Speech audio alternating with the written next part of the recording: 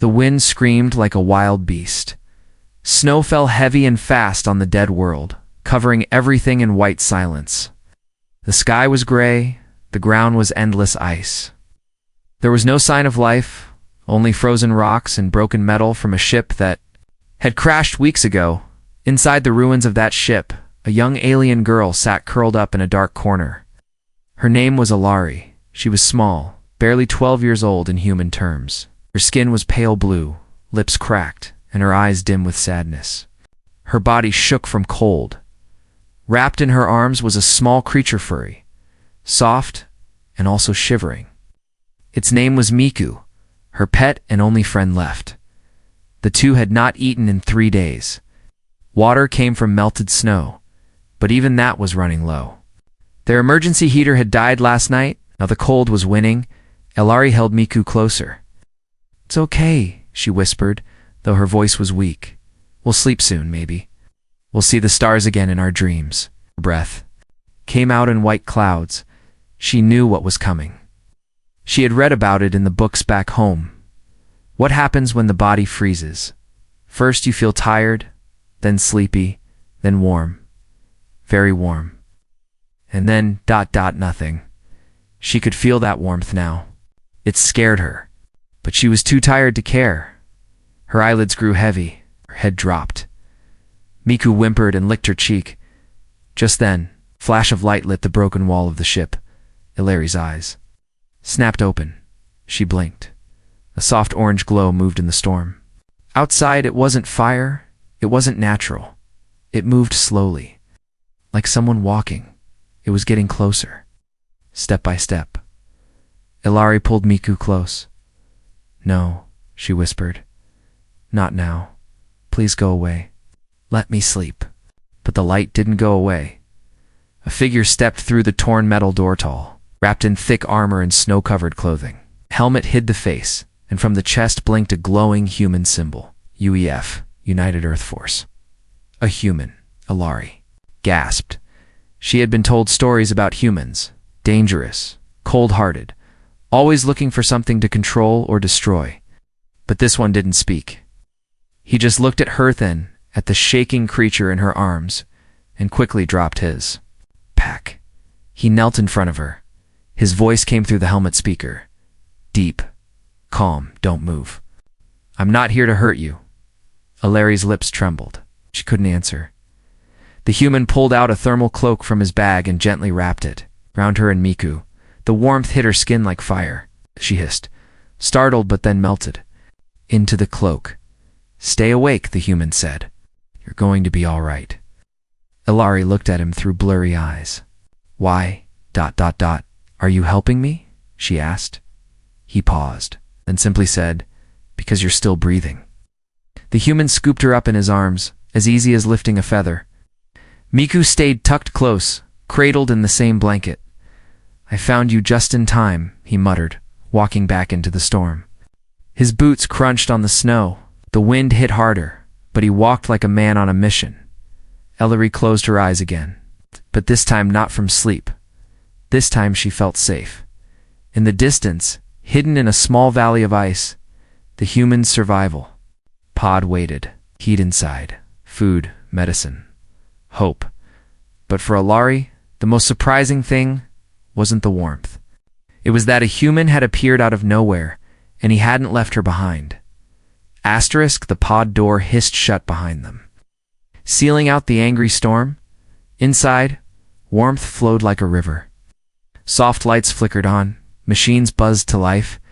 The human laid the alien girl and her small pet gently on a padded seat, then began removing the snow-covered gear from his body. Ilari blinked slowly. Her lips moved, but no sound came out. She wasn't sure if this was real or a dream made by the cold. Her fingers were too numb to feel, but she could sense something soft under her now. Something safe. Miku, the little furry creature, gave a weak chirp and burrowed deeper into the thermal cloak still wrapped around them both. The human removed his helmet. Ilari stared. He looked strange, not ugly, just different. Brown skin, short black hair, eyes like dark stone, sharp and careful. A scar crossed one eyebrow, old but deep. He reached for something near the wall, a silver case. He opened it and pulled out a small injector. "Your body temperature is dangerously low," he said, his voice calm but firm. "I need to give you something. It'll hurt a little." Ilari flinched as he got closer. Her kind had learned to fear humans in stories. Cold conquerors, takers. But this one hadn't asked her for anything. She nodded barely. He injected her arm. The sting was quick, then came a rush of heat through her veins. She gasped and sat up straight, coughing hard. Her eyes widened in shock, then panic. "Easy," the man said, steadying her. "Don't move too fast. We're almost gone out there." She struggled to breathe for a moment, then fell back, heart racing. Her voice finally returned. Who are you?" He moved to a panel and pressed a few buttons. "Logan," he said simply. "Corporal Logan, Grant, UEF pilot. My ship crashed 2 days ago." Ilari blinked. She'd expected something colder. A number, a rank, maybe even a threat. But he had given his name. A real name. "I'm Ilari," she whispered. "From House Niratel." It exploded. Logan turned back to her, curious. "That's a noble house, right?" She nodded weakly. "I think I'm the only one left." There was a heavy silence. Logan sighed. "Then we both lost everything." Ilari looked at him. She wasn't sure what to say. For the first time, her enemy felt like something else. Something broken, just like her. He handed her a small pouch of food, soft and warm. She sniffed it, confused. "Is this safe for me?" "It's plant protein," Logan said. "No meat, no poison. Try it." She tasted it, her mouth nearly exploded with flavor. It was simple, but warm. Real. She ate slowly, carefully. Like she might drop it and lose everything. Miku perked up at the scent and mewed softly. Logan grinned and pulled out. "It's a tiny square snack. Here, little guy." Miku sniffed it, then snatched it quickly and began chewing. Ilari stared. "You're feeding him too?" Logan shrugged. "He's alive. That's enough reason." The silence returned, but it wasn't cold anymore. For the first time since her ship crashed, Ilari felt a strange thing inside her chest. Not fear, not hunger, something like, "Trust you. You didn't have to save me," she whispered. "I know. You could have left. I know." "Why? Didn't you?" Logan turned to look at her fully now. "Because I've seen too many dead kids in this war. I promised myself. The next one I found breathing, I'd bring back alive." Ilari swallowed hard. Her eyes filled with tears, but she didn't let them fall. He stood and checked it. "Screen storm won't break until morning. You should rest." "Where will you sleep?" she asked. He smiled faintly. "Don't worry. I've slept in worse." As she curled up with Miku on the padded seat, she stared at him for a long moment. In her dreams, humans were monsters. But now, in the warmth of this small pod, she wasn't sure anymore. Maybe this one was something else. Maybe this one was a hero. Ilari woke to a strange sound. It wasn't the howling wind, not the creaking metal of her broken ship. This sound was soft, repeating. It took her a moment to understand a kettle boiling. Her eyes opened slowly. The warm light inside the pod was gentle on her face. Miku was curled against her chest, his tiny belly moving up and down peacefully. Her own arms were warm, wrapped in the thick human blanket. She hadn't felt this safe in weeks. Across the small pod, Logan stood near a metal shelf, his back to her. He was humming. A human sound she had only read about in data scrolls.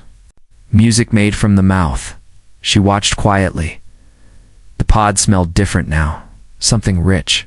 Something good.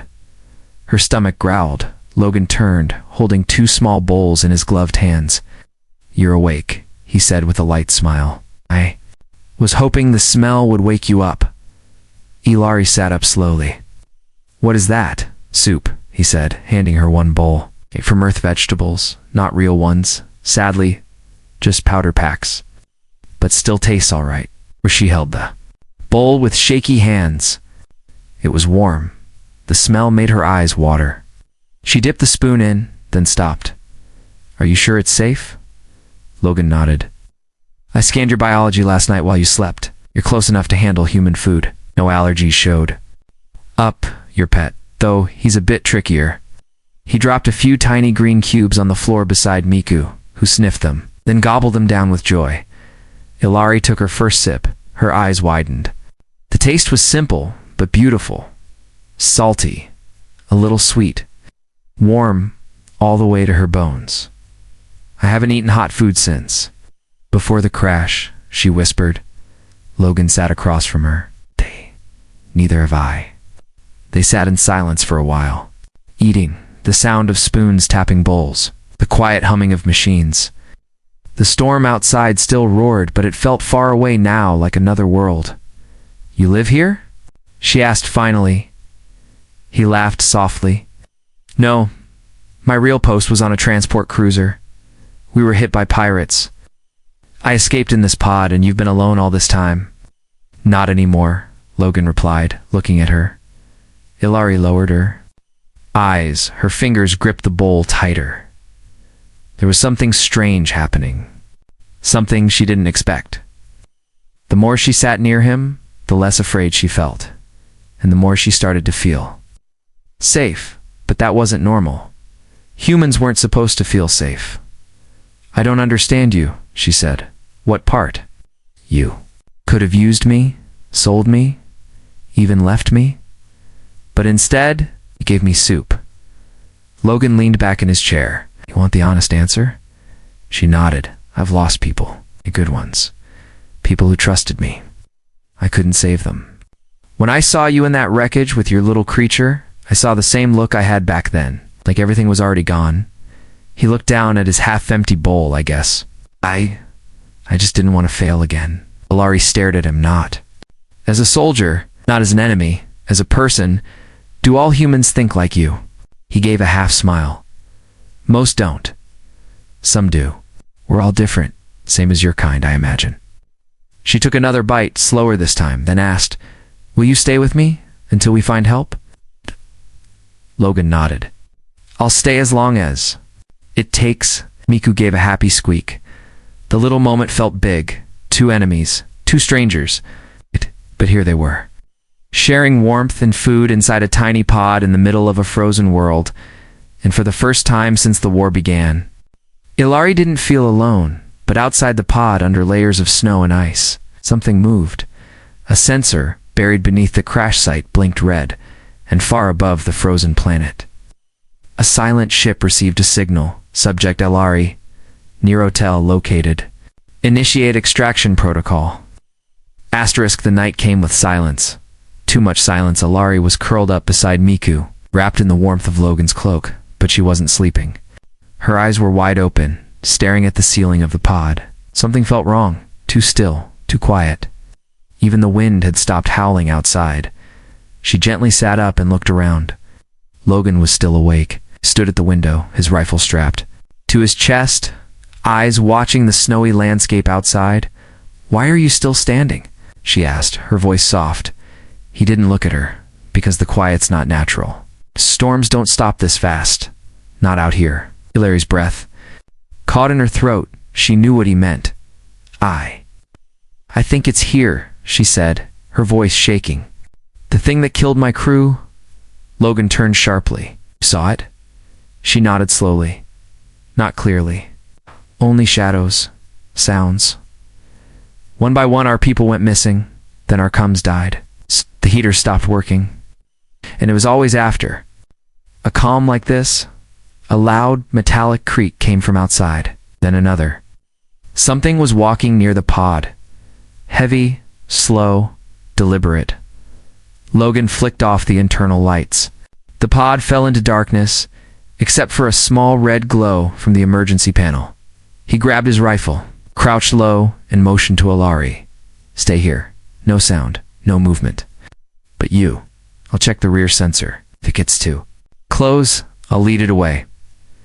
Ilari shook her head. "You don't understand. It's not a beast, not like animals. It feeds on fear. It knows when you're scared."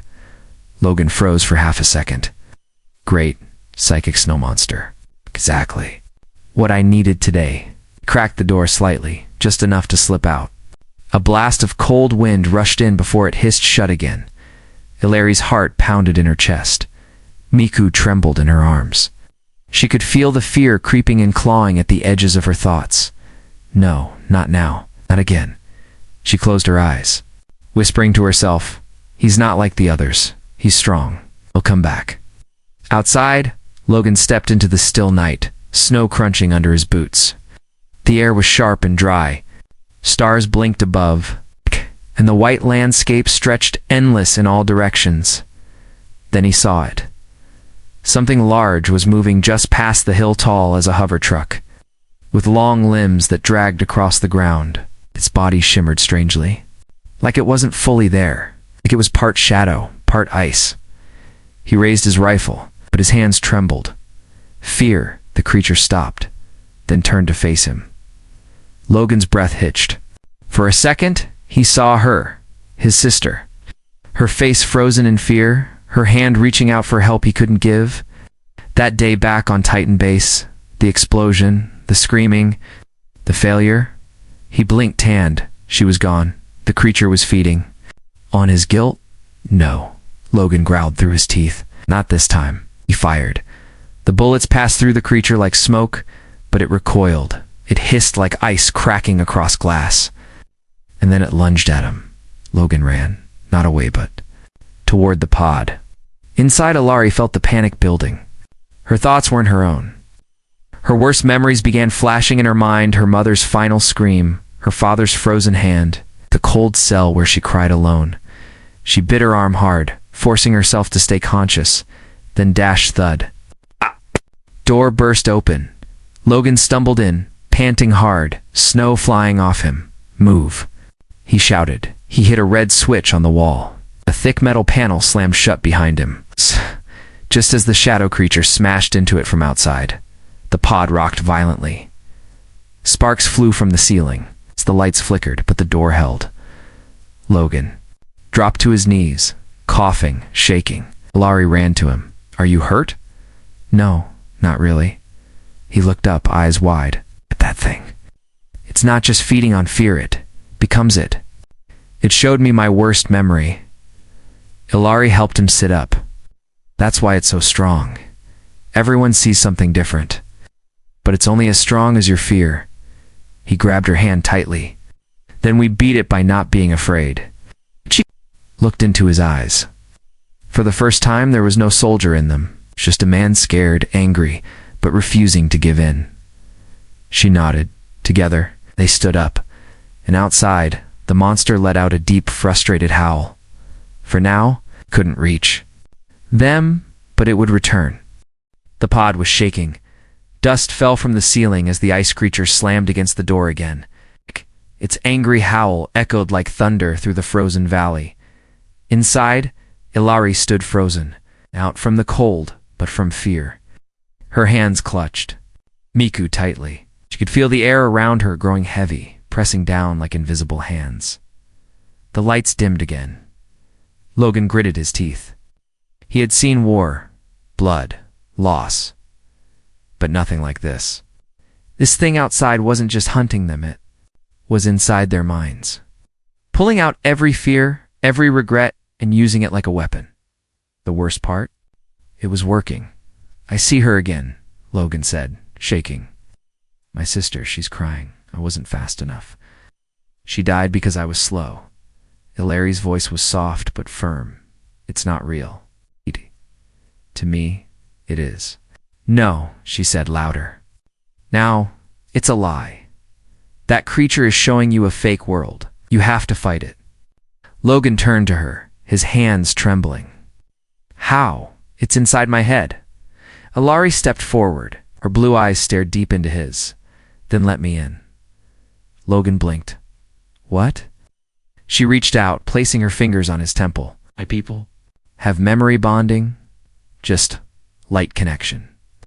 It lets me feel what you feel. I can remind you what's real and what's not." He hesitated for 1 second, then nodded.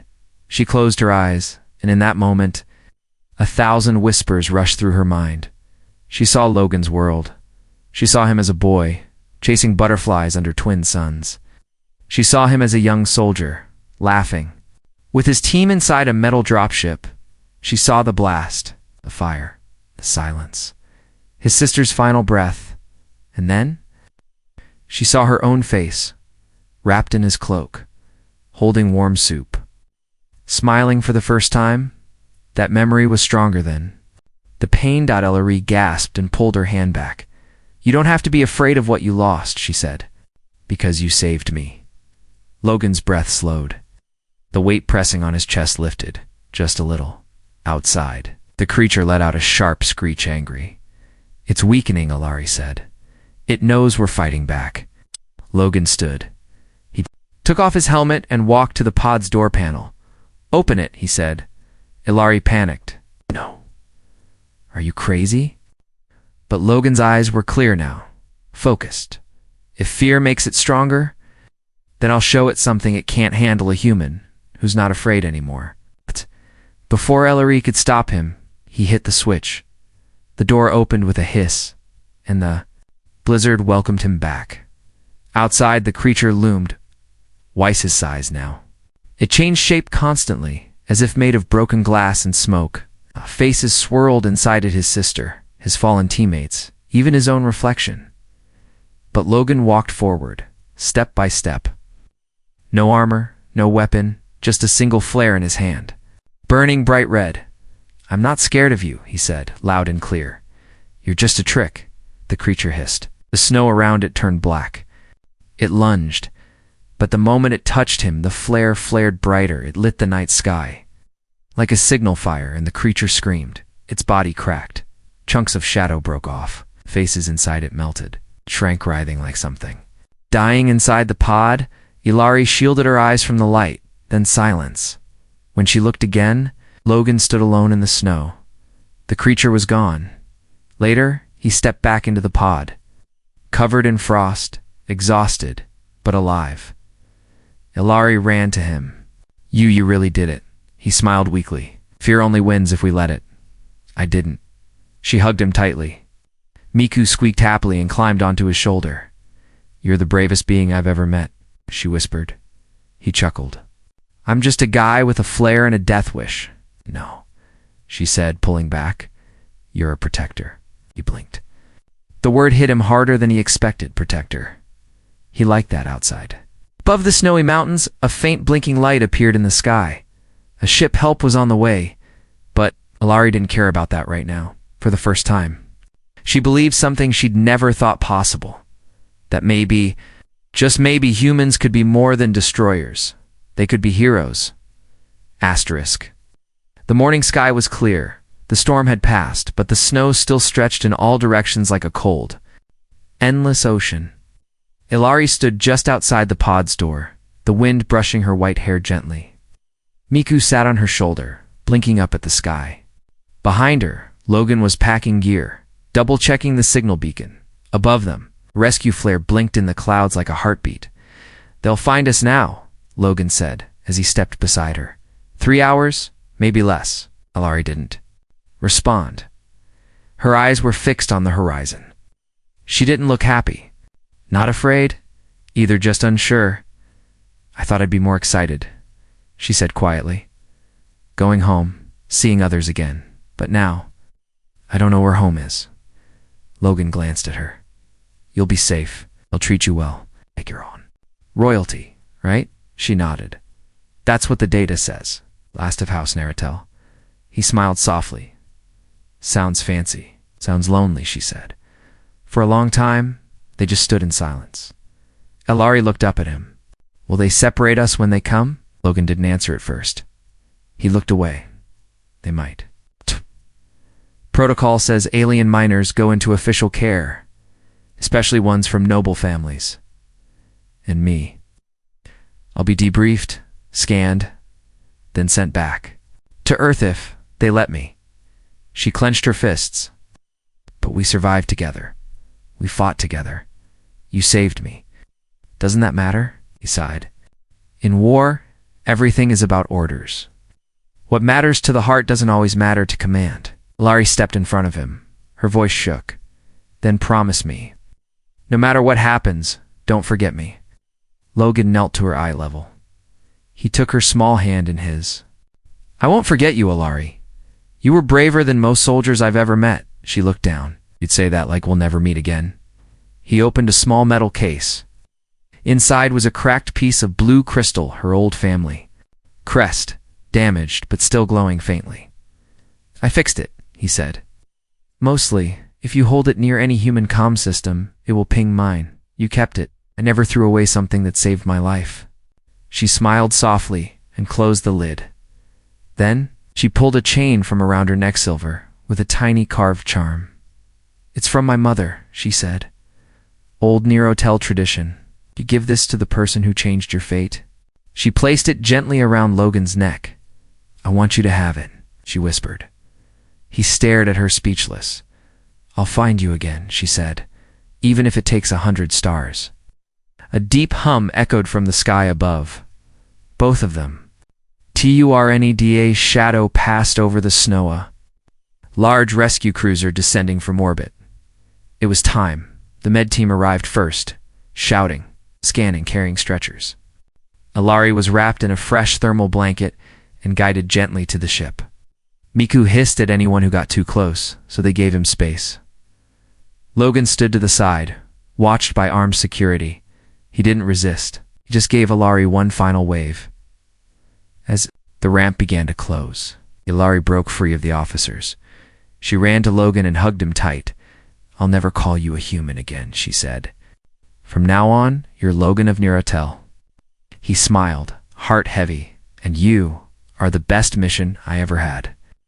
Then she was gone, pulled gently back by the officers. The ramp closed, the ship lifted, and the cold, quiet planet was left. Behind, back in the stars, Ilari sat near a wide window. Her fingers pressed the cracked blue crest to the cum port. She waited, one beep, then another, and finally, a blinking green light. Logan's signal. He hadn't been taken. Not yet, she smiled. Through her tears, somewhere out there, her protector still walked, and she would find him again, no matter how far. 3 months later, the grand hall of High Moon Citadel buzzed with voices. Alien nobles, advisors, military officers, and scholars all gathered, staring up at the throne with disbelief. At the center of the marble floor stood Ilarino, longer, the shivering girl from the ice world. Now she wore royal armor of polished silver and dark silk. Her hair was brushed, her back straight, and her eyes burned with quiet fire. Miku sat on her shoulder like a proud little sentinel. Everyone whispered the same thing. The lost heir has returned. But Ilari barely heard them. Her heart was somewhere else, far away, where the stars whispered the name Logan. She still remembered the warmth of his pod, the sound of his humming, and the way he faced the creature in the ice without fear. The charm around his neck, her promise to find him. And now she had the power to do just that. Later that day, after hours of noble greetings and dull political speeches, Ilari stood alone on the high balcony of the Citadel. The sky above her was deep violet, pierced by 2 moons. She raised a small device to her lips. Her personal comlink. Logan, she whispered. If you can hear me, I'm ready now. I'm no longer a child hiding in snow. She pressed a button. A signal pulsed into space. On a dusty transport ship orbiting a border colony, Logan sat alone, fixing a damaged drone. His uniform was older, now patched and faded. His eyes carried a quiet sadness. After returning to Earth, he'd been cleared and discharged. No medals, no ceremonies, just silence. He reached into his jacket and touched the charm around his neck. Suddenly, his comlink buzzed. One signal, encrypted. Familiar, he opened the message. A single line appeared on the screen. I found my throne. Now I'm coming too. Find you. He stared at it, mouth slowly curling into a smile. He sat back in his chair. Guess I better clean up, he muttered. Weeks passed. Across the galaxy, rumors spread. A young alien noble had stopped an entire civil war using nothing but words and a pet that growled at politicians. She refused to declare war on humans. Instead, she requested a diplomatic envoy from Earth. Only one name was on the list: Logan Grant. When the Earth's government received the request, they were stunned. A noble heir wanted a discharged corporal. But the message came with royal backing and full political pressure. And so, a shuttle was sent. When Logan stepped off the ship, the capital was covered in soft rain. Ilari waited alone at the landing bay. No guards, no royal trumpets. Just her and Mikun, now wearing a golden collar. She walked forward. Eyes locked on his. "You came," she whispered. "I didn't want to," he joked. "But your message? Threatened galactic peace." She smiled, tears threatening to fall. "You haven't changed, and you have," he said. "You grew into someone powerful." She stepped closer, placing her hand over his heart. "Only became this strong because someone once gave me a cloak, a bowl of soup, and a reason to keep breathing." Logan touched the charm around his neck. "And someone gave me this." They stood in silence as the rain gently fell. Then Ilari asked, "Would you stay?" "Not as a soldier, not as a protector, just as you." Logan didn't answer with words. He reached out and held her hand, and that was enough. Later that year, new holiday was declared in the capital of the Neurotel Empire. Unity, day celebrating the moment an orphaned girl, nearly frozen to death, was saved by a lost human soldier. And how that simple act of kindness changed the fate of two worlds.